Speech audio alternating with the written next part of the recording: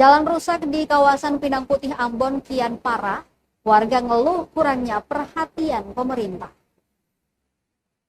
Kondisi jalan di kawasan Pinang Putih, Kota Ambon kembali dikeluhkan warga, menyusul kerusakan parah yang tak kunjung diperbaiki. Pasalnya, tak hanya ganggu kenyamanan berkendara, juga mengancam keselamatan pengendara.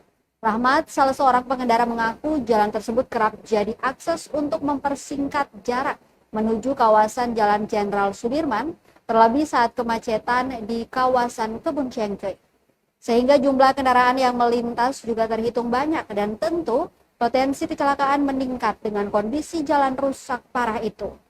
Menurutnya, jalan rusak itu sudah lama terbiarkan dan tak kunjung diperbaiki oleh dinas terkait. Sempat diperbaiki oleh warga secara swadaya, namun tak bertahan lama, mengingat material yang digunakan hanya bermodal semen dan pasir.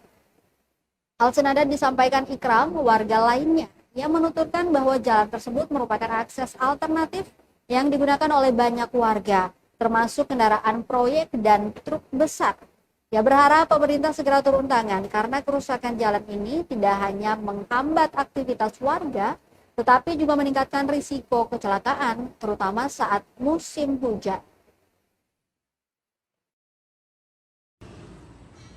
Download Tribun X sekarang, menghadirkan lokal menjadi Indonesia.